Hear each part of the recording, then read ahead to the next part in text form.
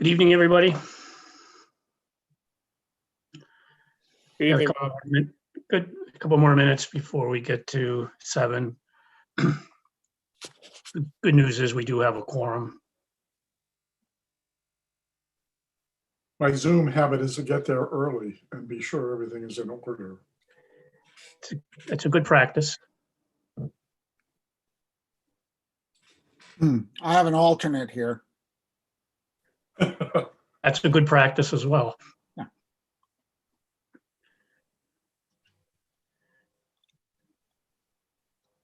Has she been confirmed by the town council? Well, I think I'm just going to have Ben approve give us the feline exception to the rule. So, Will do. I'd like to see that interview with town council. You'd be surprised.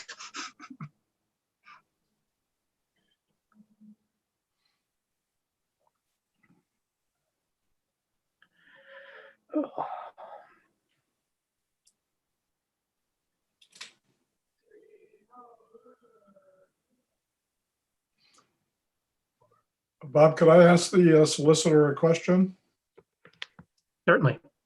So on the matter of the, that's on the agenda regarding the fund center, Yes. their land abuts land that's owned by the land trust, and I'm on the board of the land trust, but we have no interest, nor will we comment on either this or the zoning meeting. Do you think I need to recuse myself? I think the key there was you just had no interest. I think that's put that on the record. Once we hear the application, I think you'd be fine. Okay, thank you.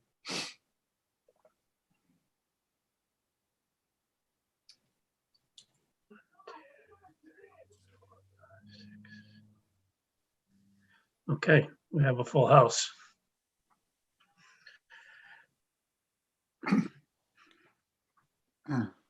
so long as it's not a cat house, I'm gonna.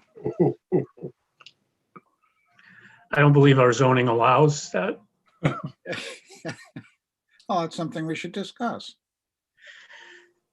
Okay, I have 6:59, but you have all 8 members. So if you want to call the meeting to order. We call the meeting to order. We do have a quorum. This is a special meeting of the Warren Planning Board.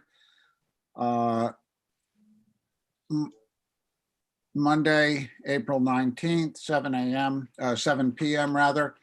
And there are no matters regarding the waterfront overlay district. So I think we can move to the first order of business, which was the matter of the fund center. So this is a site plan review. The property is located in the rural business district, and as such, any change of use or new business requires a special use permit. The applicant will be before zoning on Wednesday. I am going to try to bring up the site plan.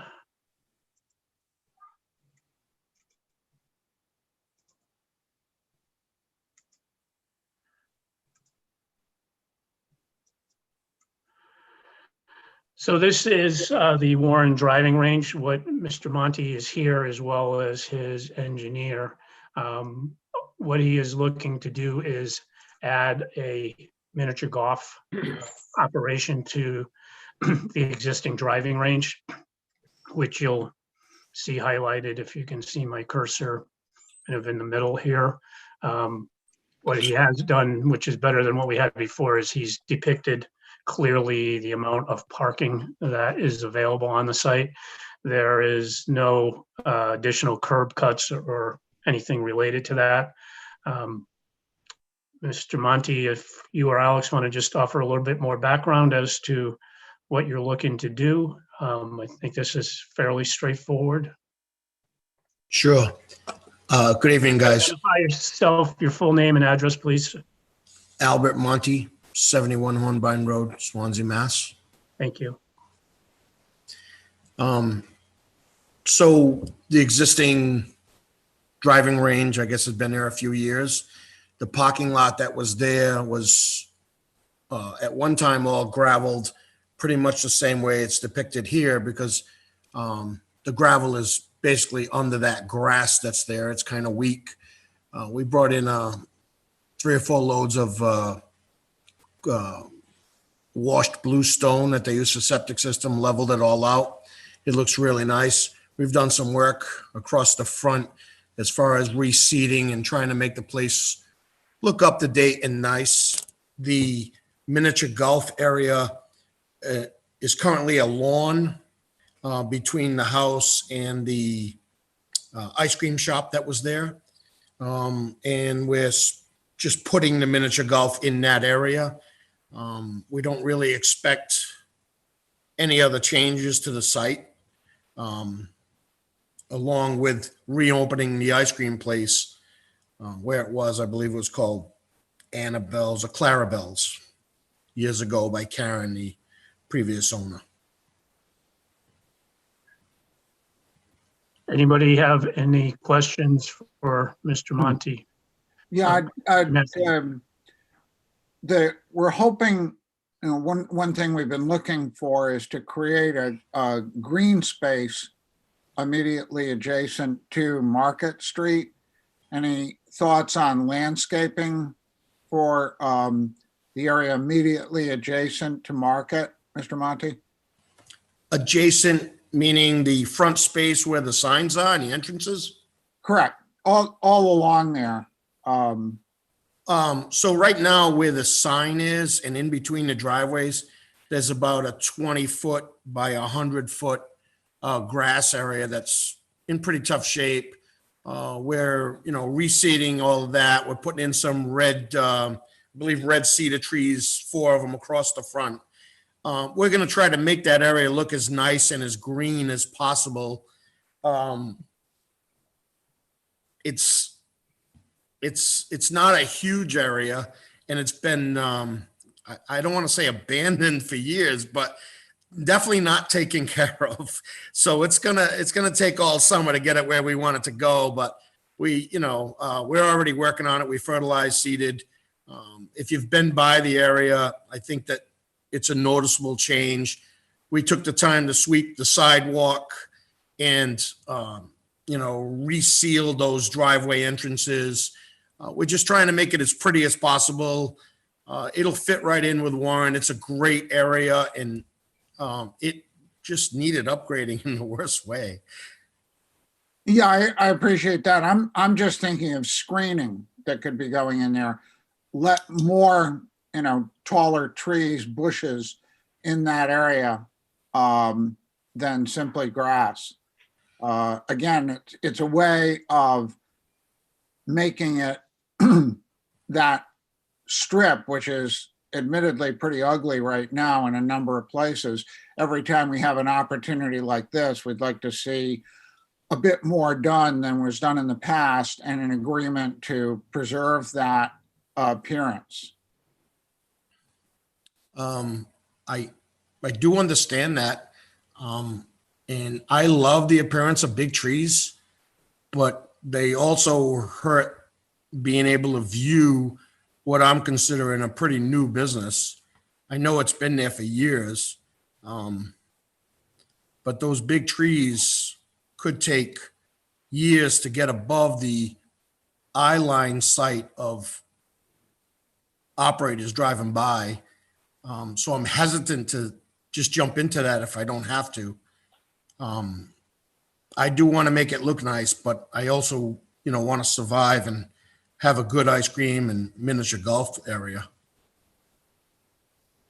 I get that. Again, though, it's a matter of softening the look, and I'd like to see if there's something we can do to make it clear that the businesses are there, but at the same time provide an aesthetic along an ugly stretch. And we have to do this one step at a time, because it's not like we can go back and do it to existing businesses. So this is really our only shot at looking for landscaping that softens the area. And again, I'm not talking about huge trees, that would be unrealistic to ask you to put in really big trees right now. It would be very expensive, obviously, but something that would, over the course of time, grow up and create a greener appearance.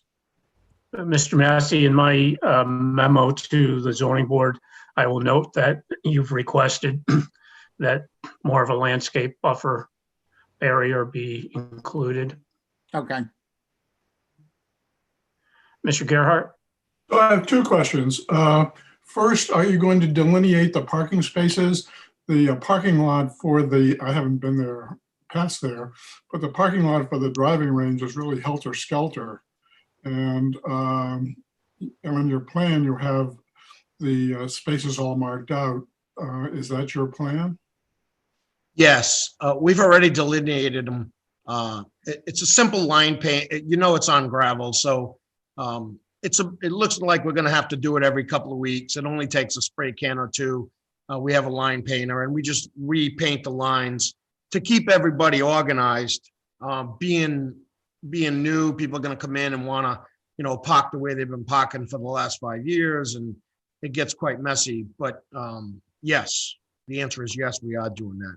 So my second sorry, go question ahead. is, are you going to light the miniature golf area? I don't notice a light pole on the plan.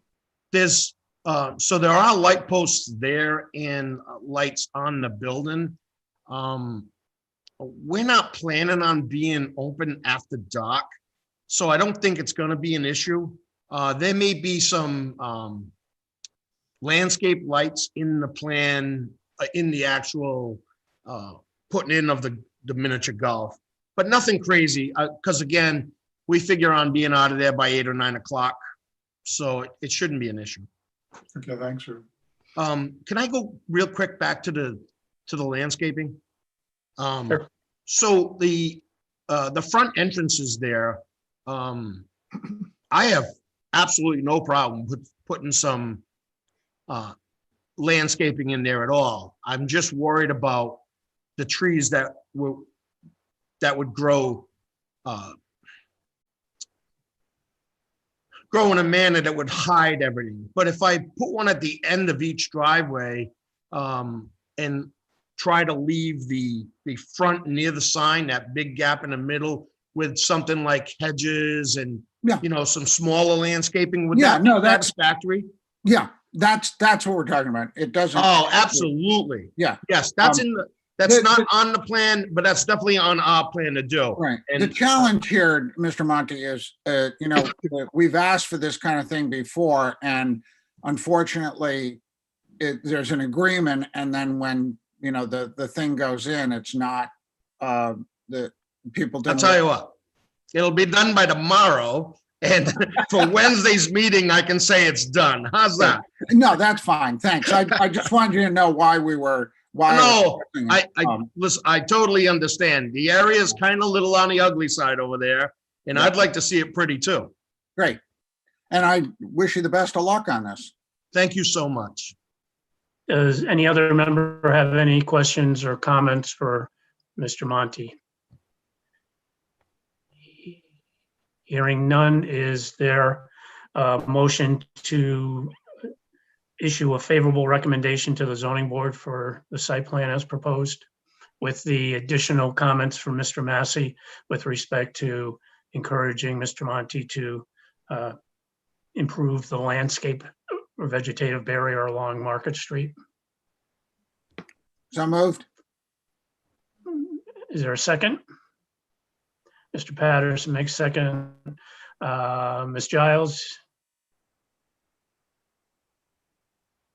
We're voting on the A motion. second. Oh, yeah.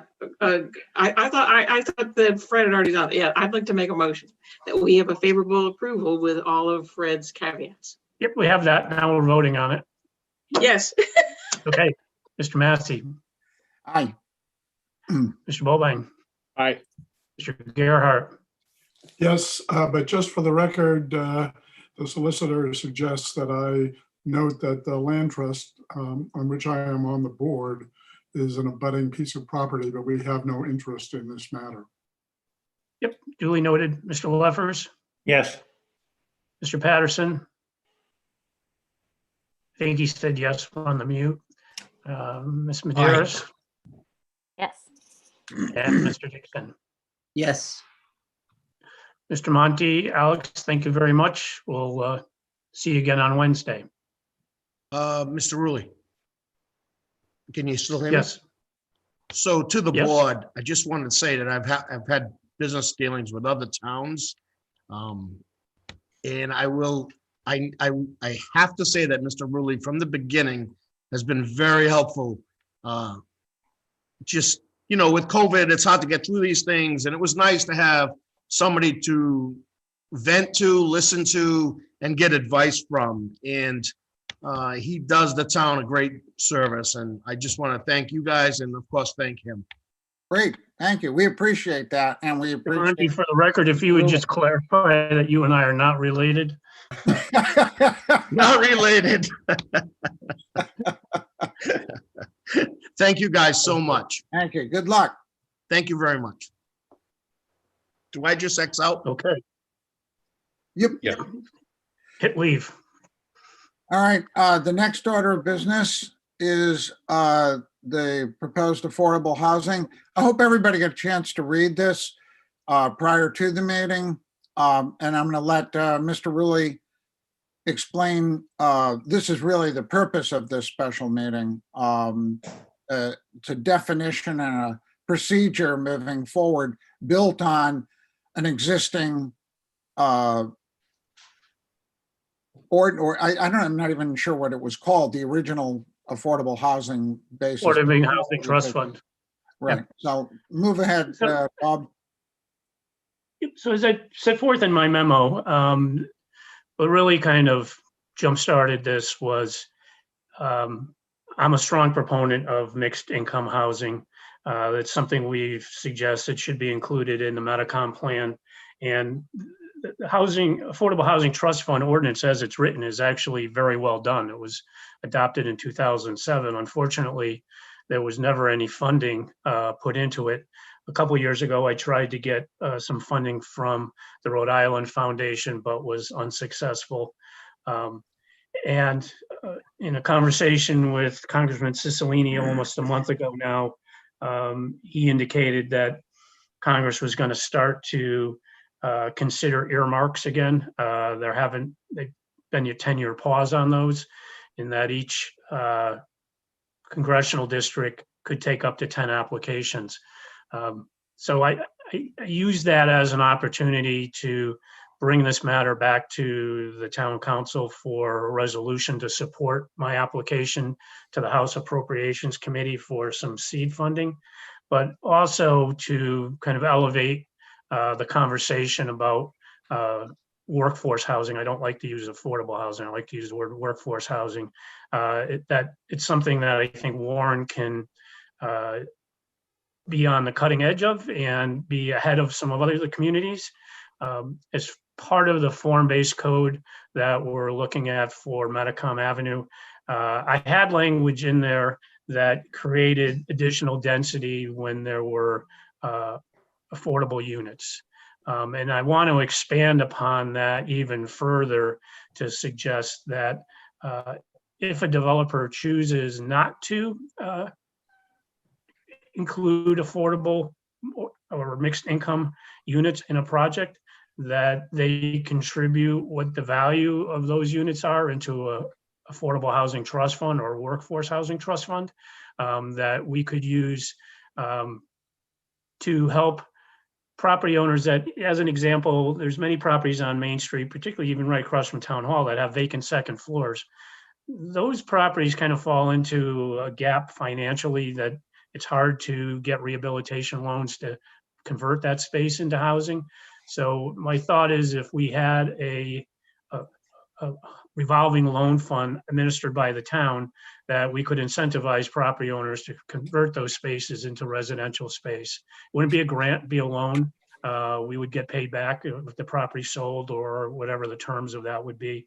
But I mean, as we saw with Settlers Green, we've had these comprehensive permit statute has been on the books for 15, 20 years. The goal is that to get communities to a certain percentage of affordable housing. And after 20 years, only 6 communities have made that goal. That suggests to me that that program doesn't work very well. And that, there's an opportunity for us to kind of take the initiative and create housing that is affordable for people that are either police officers just coming to town, teachers. And this is an opportunity to do that. I've submitted an article to the Warren Times Gazette on this issue that hopefully will be published this week. But, I think that unfortunately, affordable gets thrown around almost like a 4-letter word that people don't really understand what affordable is. If you look at some of the statistics that I had in my memo, there's quite a few people in Warren that would qualify for affordable housing, and me included. So I'm of a generation that, when we talked about affordable housing, we talked about projects, and that was either, government owned housing and, having spent time doing military family housing, government stinks at housing. And, that was shown by the fact that we called these things projects. But, I think the idea of mixed income, we did this when I was in Virginia. We were very successful. Developers integrated affordable units into market projects. Those that didn't contributed money to a fund that if somebody came in and wanted to buy some properties and convert those to workforce housing, we were able to be a soft second mortgage and help with the financing. So I think that I don't want to rely on the state for guidance on how to do affordable housing because I don't think they're very good at it. And I think a lot of the programs that the state have are more geared towards the larger cities, Woonsockets, the Pawtuckets that have these projects that have 180 units and it's all affordable housing. And we don't have that, but we do have a need to create housing opportunities for people that are joining the workforce or we want to have live in town. And we have a surplus of Section 8 vouchers.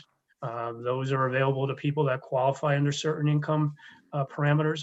We don't have a sufficient inventory of properties that qualify for Section 8 housing. So if somebody has a Section 8 voucher in Warren, they can take that anywhere they're accepted.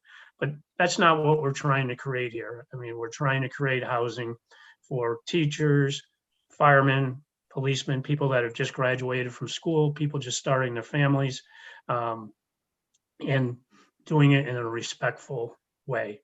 So, I mean, I took the liberty of redlining the existing ordinance. A lot of that was to change the verbiage from affordable to workforce.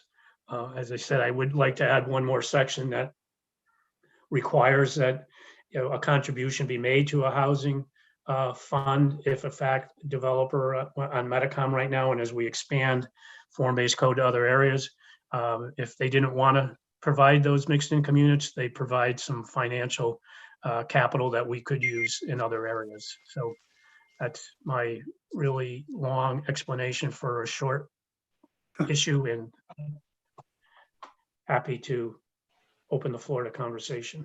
Bob, Tourister would have fallen under your this proposal? Potentially, they got historic tax credits there. I would say I would hope so. I wasn't here for, and I don't know all the iterations that went through. I don't know what kind of somebody have their YouTube on, or what kind of zoning relief they got. But I would say that anytime a development needs any kind of zoning relief, or again, in the form-based code, we would have it in the design guidelines that, what our goal was with respect to having units or a contribution. I'd like to say that we could have made that possible as part of the Tourister project, but I don't know that for sure because I wasn't here from the beginning of that. Yeah, I mean, the concept is that's a really large development that could conceivably have contributed. That's looking back. And so looking forward, we're saying should something like that happen again, it could be a contributor to this process that you're proposing.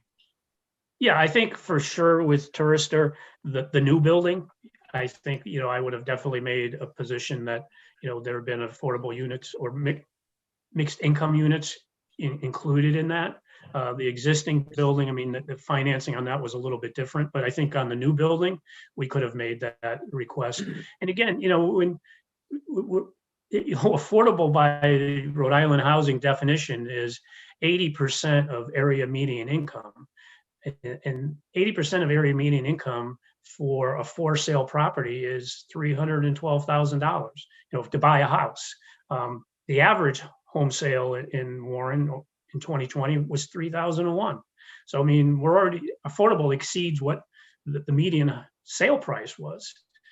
And, part of that problem with how that AMI calculation is done is that that's not just Warren. AMI takes into consideration Barrington, East Providence, and Bristol. So that number gets skewed, very much so by Barrington. And that's not criticism of Barrington, but the income levels in Barrington are just so much higher than they are in Warren. If you look at that, the federal government says that you shouldn't spend more than 30% of your income on housing. If you have to spend more than that, then you qualify for affordable housing. Well, a first-year police officer in Warren makes $48,000 a year. 30% of that income would be, they could afford $1,200 a month towards housing. That's difficult. So, and again, it's, part of this is to raise awareness and educate people in terms of what housing costs are. They've certainly gone up tremendously in the last year because of COVID. They're going to probably continue to go up. But, I want to create situations that, Warren can afford to have the diversity of population that we have now, that we don't price people out of this market, because those people are what make Warren the unique and great place that it is.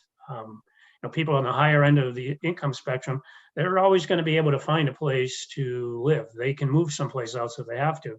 But people that are challenged financially, I mean, their options aren't as great. And so I want to just use this as an opportunity to have a more robust dialogue and have the town have a stronger position on how we address these things and not wait for guidance from the state. I've expressed last year, the president of the Senate said he was going to put a task force together to address affordable housing. I threw my name into the ring, said I'd like to be part of that task force. Didn't hear anything. The new speaker has said he's going to do the same thing. I've put my hat into the ring, haven't heard anything. I mean, we successfully did this when I was in Virginia, and we had probably one of the most successful affordable housing programs in the Commonwealth of Virginia at the time. And I think we could really do the same thing here without, the state telling us how to do it. Because again, I would just say that year after year after year after year, we hear the state is going to give all this money to affordable housing, and year after year, we keep doing this. So, I mean, it doesn't seem to me that it's working. I will get off my soapbox. That, if I may, I'm pretty much in agreement with your philosophy on all of that. I do have a question though about the document, the red line document that you sent. And maybe this is deliberate, but it just stuck out to me. You made a lot of edits, changing the word affordable to workforce. But in the definition section, I see that affordable housing is still defined as affordable housing, not workforce housing. Is that a typo, or is that a deliberate? No, it's because I couldn't come to grips with, that I haven't vetted it in my mind. Can I just eliminate affordable altogether, or do I need to, because all the federal documents and guidelines and HUD guidelines still refer to affordable. So, I mean, I think in one hand, we need to fall back on how those HUD guidelines define affordable. At the same time, I hate the word affordable because I think it draws a negative connotation. But again, it's not a final document, and I would look to someone with your legal expertise to help me wordsmith that. The wheels are spinning in my head. I'll consider it. Bob, is there any way, maybe through the tax assessor's records, to determine or estimate how many potential rental units there are on those second floors of those buildings along Main Street? Yeah, I think that, I mean, it's a little bit of an exercise, but I think that, we can do that.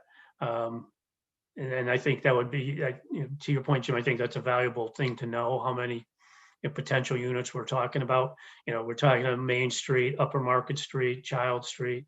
Yeah. There probably aren't very many on Water Street, but just, throughout town, there are those opportunities. And, I often refer to the fact that, people ask me what I think Main Street would be, and I'd like to say that 1955 Main Street would be okay with me, because that's when you had businesses on the ground floor and people on the second floor. Yeah.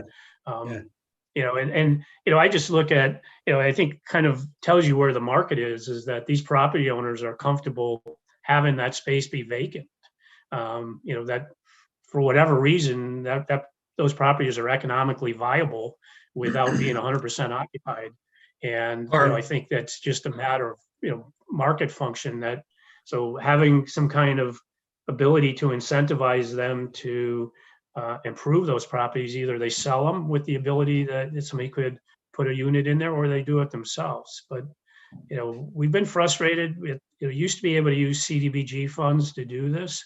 But, increasingly the way the state does CDBG, money gets scooped from Rhode Island Housing, and CDBG comes back and fills the scoop with saying, we're going to take 20% of our funds and give it to, City A for affordable housing. That doesn't help, communities like Warren. I mean, we don't fit into that template. Well, not only, and if we could get some definition on those potential units, it would not only perhaps help the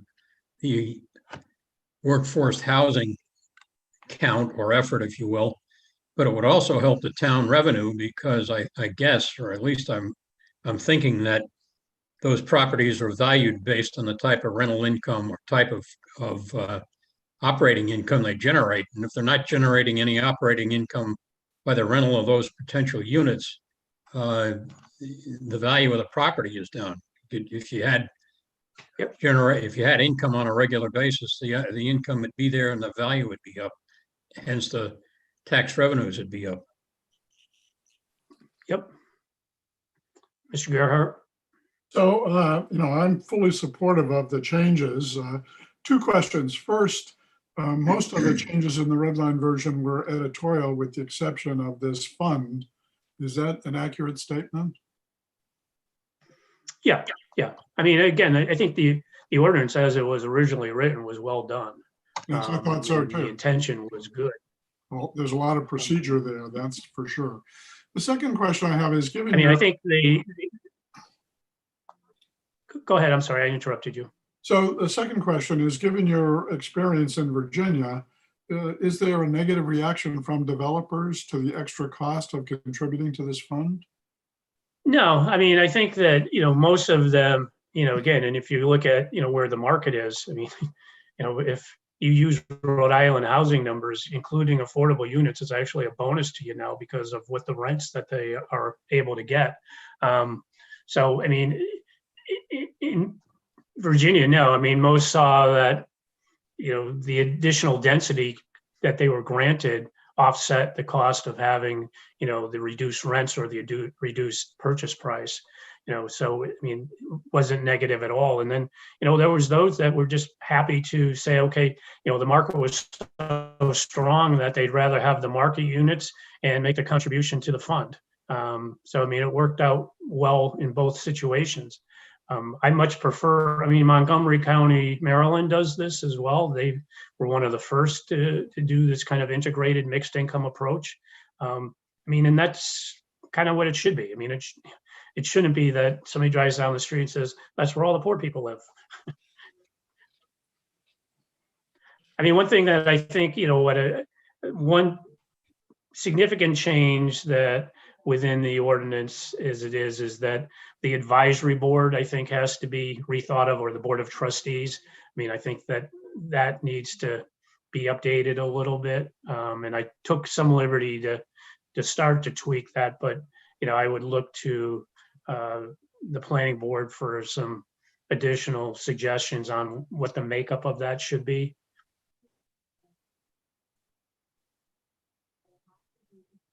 Andrea. So I just want to say, I really strongly support this, and this is the time to do it. I mean, this is is that me? I'm having an echo there. Also, I think that that money that's available is money that's coming to Rhode Island. This is probably a one-shot deal. This is a perfect use for it. So I am completely in support. Yeah, this should be clear. So none of the Recovery Act money is eligible for this. I mean, what I've asked Congressman Cicilline is a specific earmark that would be appropriation saying we're giving X amount of dollars to the town of Warren. Do I think we're going to be successful with that? I think the competition is probably pretty stiff for that, but I wanted to use that as an opportunity to bring this to the council so they would refer it back to you, and then we can, integrate this as part of the form-based code as that moves forward. If we get the appropriation, that's even better. But I agree with you, Andrew. The timing is right now we've got a lot of things going on. We have a lot of potential development happening and kind of charting the course going forward as to how we want to address this issue. Now is the time to do that.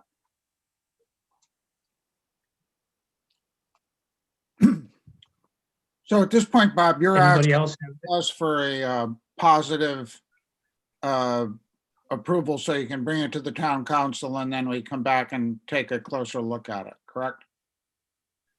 Well, I think, yeah, I mean, what I'd like to be able to do is bring this back to the council in May as an ordinance amendment.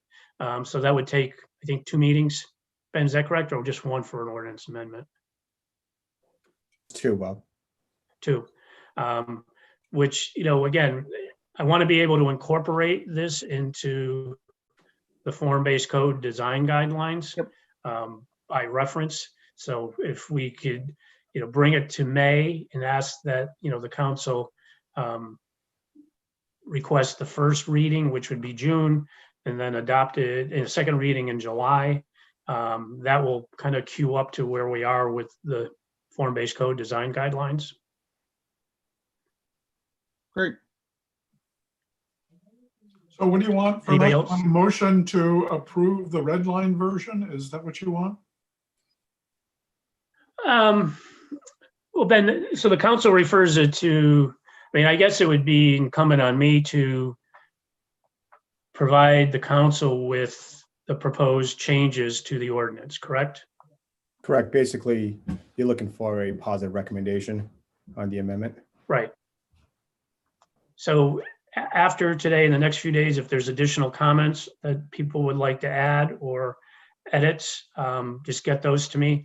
I will incorporate those into the document, circulate it to the board, but then with the idea that we would have something back from the planning board to the council in May. So, And we're moving forward with the resolution, that the council already gave us to Congressman Cicilline in support of the application to appropriations. All right.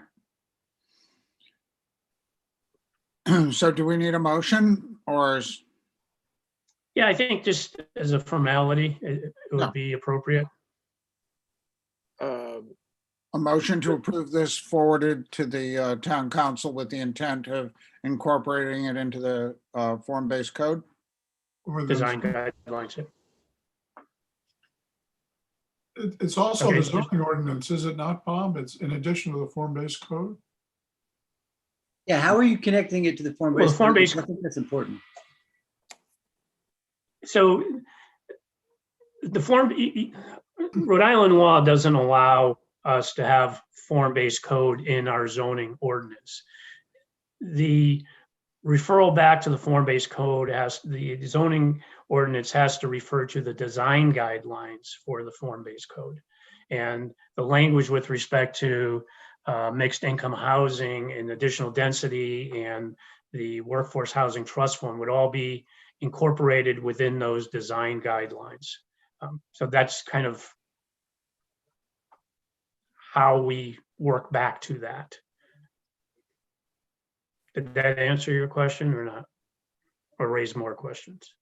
Well, why don't you frame it? The motion. Why do I? No, I would Yeah, like, so I would ask that, So Bob, would you suggest the language for a motion? yeah, I would suggest that the motion be to support revisions to the existing Affordable Housing Trust Fund to be called a Workforce Housing Trust Fund, and with the incorporated changes in language that was contained within the red line version. I'll make that motion. Second. Second. Okay, Mr. Gerhart, Yes. Ms. Giles, Yes. Mr. Massey, yep, Mr. Patterson, Aye. Ms. Maderas, Yes. Mr. Bovine. I don't want to be the monkey wrench here, but I do support this, but I think that definition needs to be clarified that we discussed, and I'm happy to help you wordsmith that as you ask and get something to you in the next couple days. But I'm just wondering if by making this motion, we can still modify that. Yeah, Sure. absolutely. Yeah, Okay. I mean, absolutely. All right, so then, yes. Mr. Dixon? Yes, I was wondering the same thing. I was wondering, do you need the motion to reference that you're going to establish that those terms are synonymous? Yeah, on the fly, I would say, then if somebody wants to change the vote, they can. That, as I had said previously, that I'm happy to accept other comments and edits as we go Right. forward, that I won't submit anything to the council until the planning board has a chance to see what we think is the final document. Right. And Mr. Leffers? Yes. Okay, thanks very much. So just quick update on the form-based code. We have 10 residents that are part of the form-based code advisory working group. Andrea and Mike are also members of that. We've been trying to meet every 2 weeks. We're going to meet again on Thursday. In a short time, I've thrown a lot of Swahili at them, and we've trying to work through kind of clarifying some of the technical language and making it more user-friendly.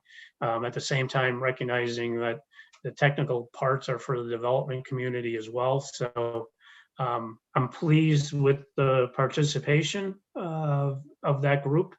And I'm thankful that 10 people have come forward and want to participate in that. So that's all good.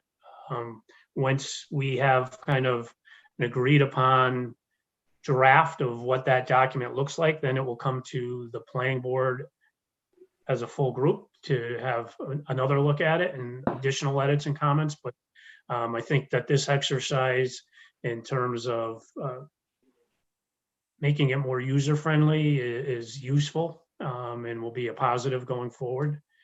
And then the last matter on the agenda is at the request of Mr. Massey, is that we be clear going forward in decisions that are made by the planning board, that we include language that allows the town to take enforcement actions if the conditions of approval of applications are not met.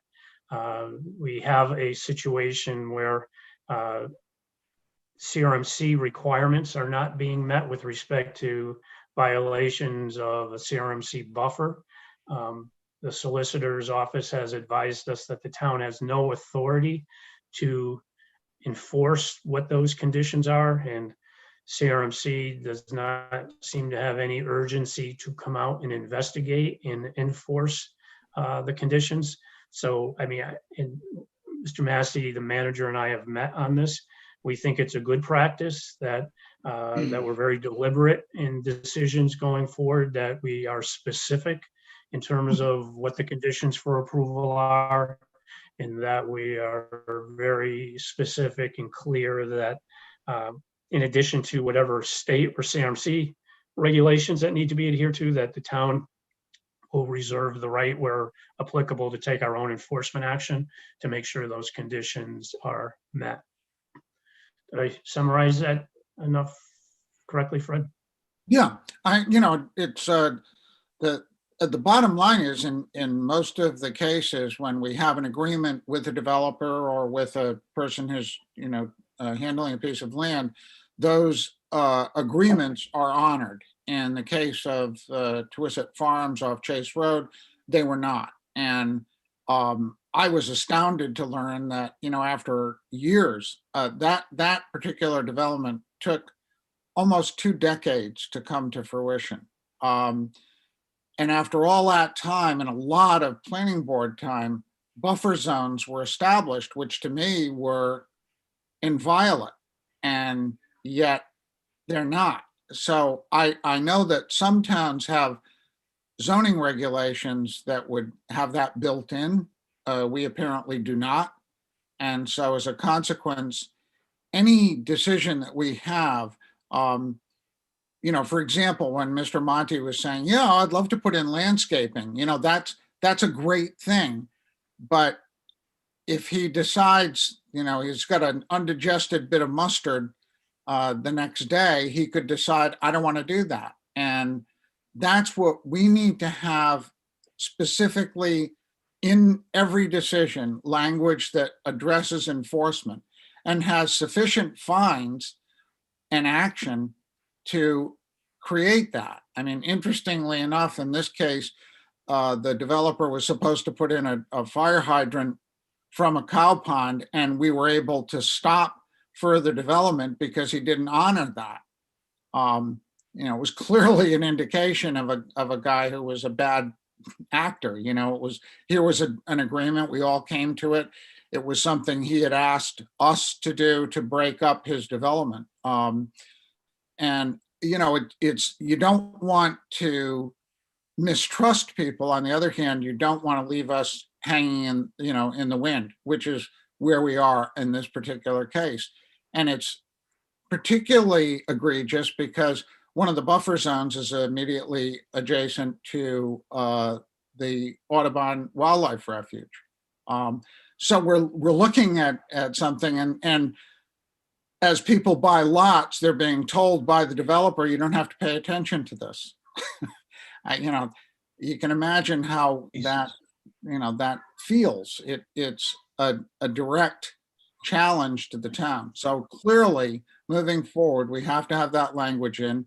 We have to have fines that are sufficient to ensure that the thing happens, not just when the houses are built, but over the course of 10, 20, 30, 40, 50 years and so on, so that future generations also are protected from this kind of behavior. So that's. And I have a question, Ben. How would, certainly the conditions of approval are clear.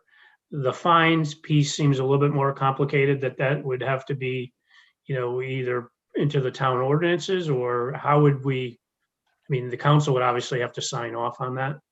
So basically, this falls under Rhode Island 45-2359 administration violations or penalties.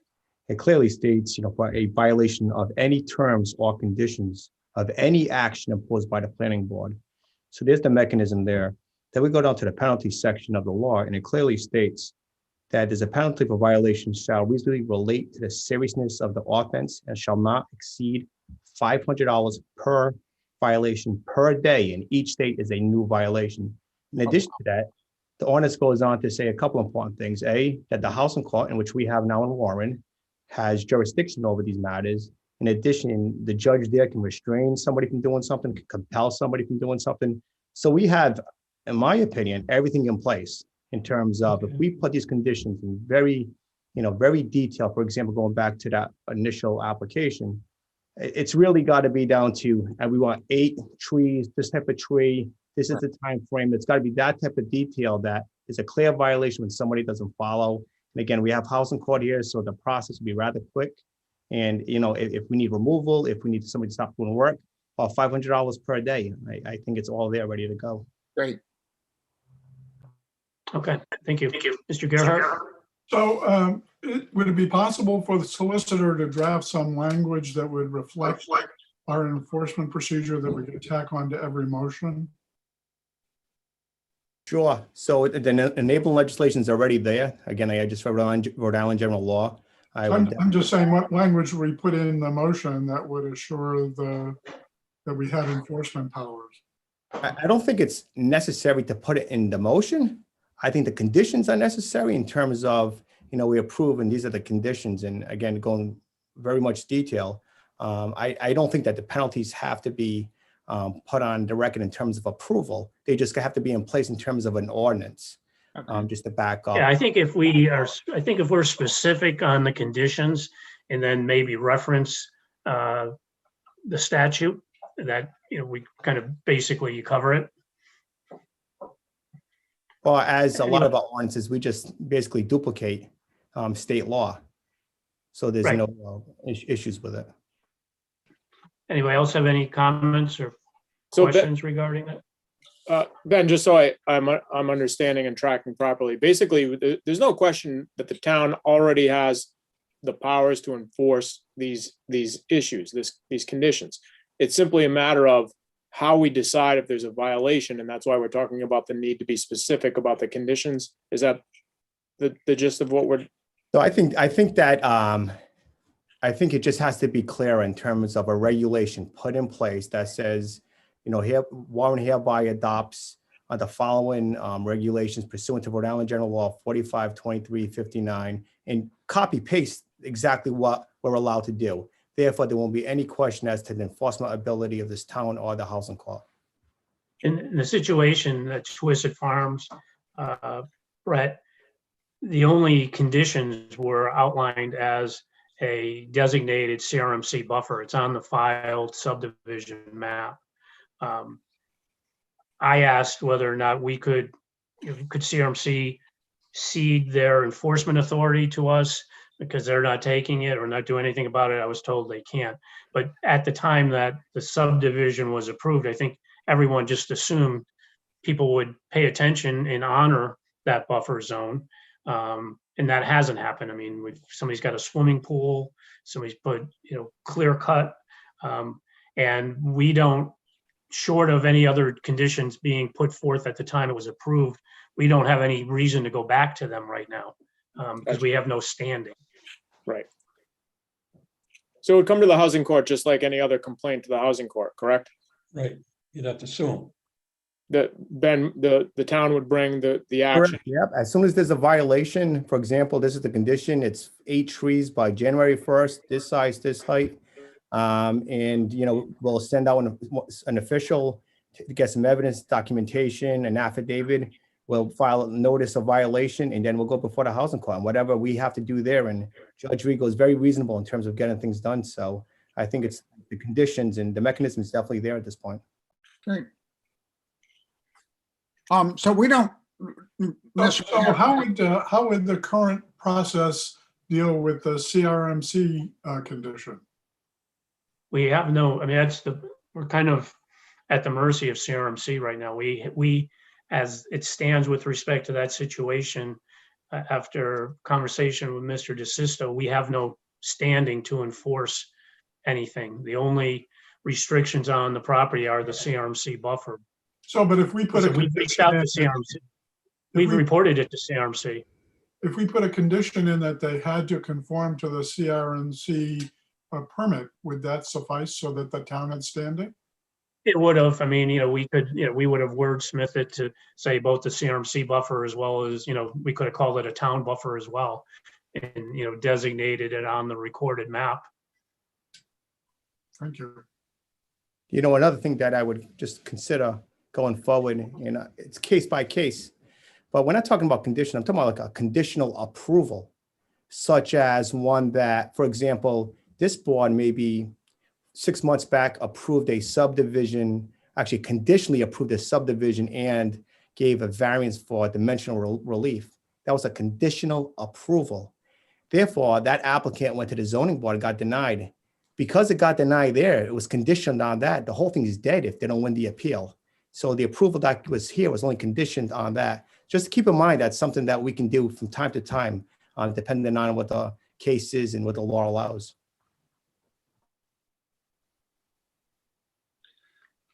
Any other questions or comments on us getting tough? Nope. Okay. Great. That's all I had. I mean, we're Yeah, going to replay this movie again next Monday. All right. Well, thank you very much for your time, and we'll see you next week. And it's Is Zoom there a next week motion as to well? adjourn? What's that? Bob, is it Zoom next week too? So it's new and exciting. We're going to start to go do hybrid meetings now, beginning with Historic District tomorrow night and zoning on Wednesday. So I'll send something out. You have the option of either appearing in person or via Zoom. We put in a large 75-inch monitor in the council chambers, so people that are in the chambers will be able to see the Zoom screen. We'll be still streaming it on YouTube. If you are going to, and we don't have this issue with this board is very good. If you are going to participate remotely, you do have to have your computer, because if there's a presentation and exhibits, you need to be able to see those in order to vote on them. We've had some instances with zoning members that just show up by phone, and that doesn't work. Enough said. We made a rule. You have to, we have to see you. Good So is night, there a all. motion to adjourn? We I need a move motion to to adjourn. adjourn. And all in favor, just raise your hands quickly. All right, thanks, everybody. Bye-bye.